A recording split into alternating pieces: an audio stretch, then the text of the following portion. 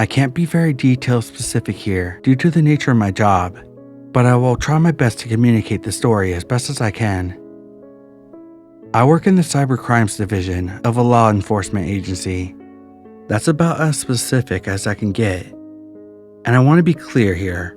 Most of the stories that you hear about the dark web are outright fabrications. The tale of red rooms and stories about hiring hitmen are practically universally untrue.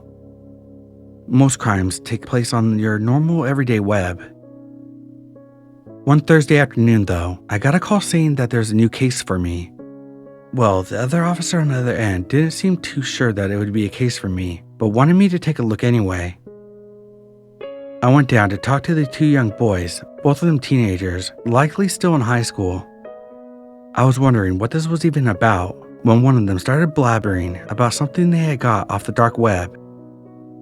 Apparently, the two of them were doing a TikTok or YouTube challenge.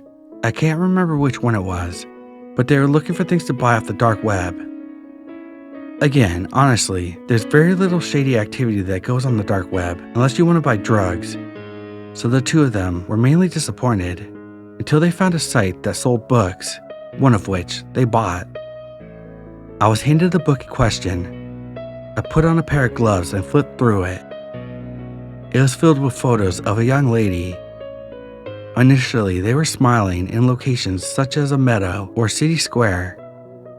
Though as it went on, they became more provocative, for the lack of a better term. She began wearing outfits like a maid uniform or a catgirl cosplay, and the last few photos were of her wearing nothing.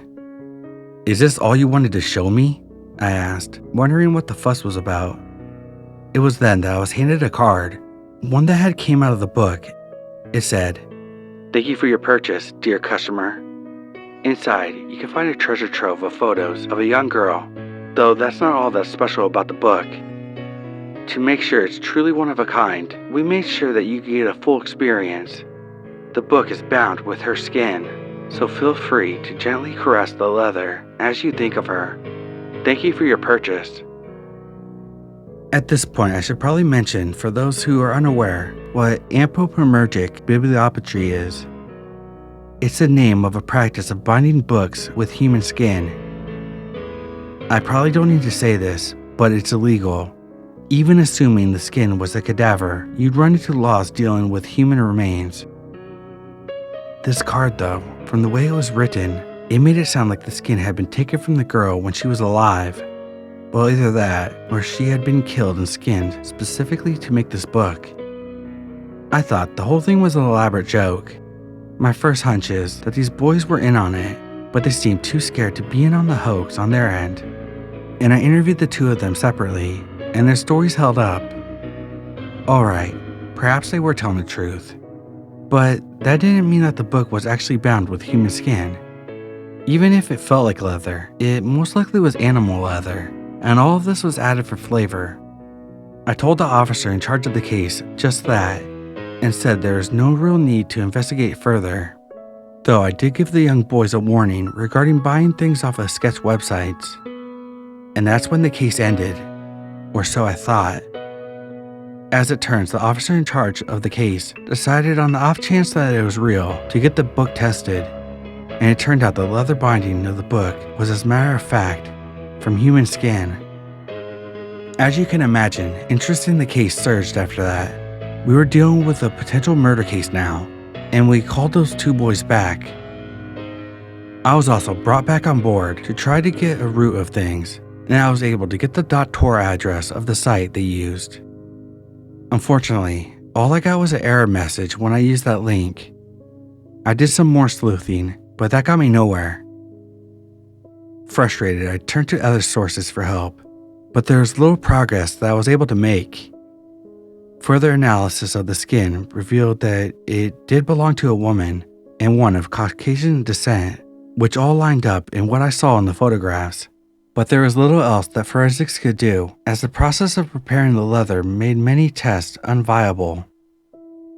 The DNA test of the skin didn't reveal anything, and we searched far and wide to see if anyone recognized the girl in those photos. No matches till date. The case was about to turn cold when I managed to find an unexpected lead. On a forum, I caught wind of someone else who had purchased a similar book and was confused regarding the veracity of what was claimed about it. It was 3 states over, but I managed to track down the poster, who was a woman who had bought it out of morbid curiosity. Forensic testing revealed that the cover was made with human skin as well. She had a different .tor link, one of which I tried, and this one actually worked. The site itself was nothing very impressive. It was basic as could be, kinda looked like an old site back in the 2000s. I would have thought that it was a cheap prank off of this alone, but the 2 cases made me hold back my skepticism. I took screenshots of the website and confirmed with the 2 boys who first came to us with the case that this was the site that we were looking for. Both of the books had been mailed from fake addresses from mailboxes within large cities, so there's little to go on there. Given this, we decided to try the site ourselves and place an order, only for nothing to turn up.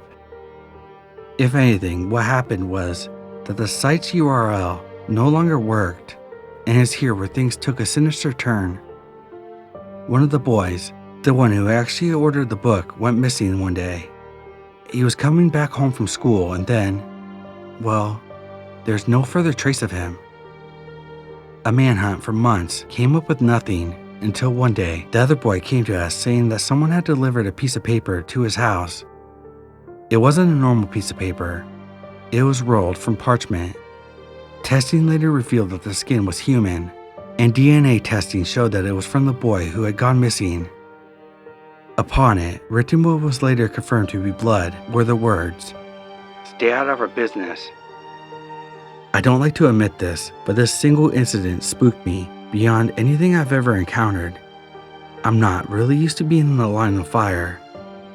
Yeah, I know I'm part of law enforcement, but my work is usually done behind a computer screen. I didn't catch a wink of sleep for 3 nights after we confirmed what it was. I vividly remember how his mother broke down in tears when we gave her the news. There are no new leads aside from that anyway, and I honestly want nothing more to do with this case anymore.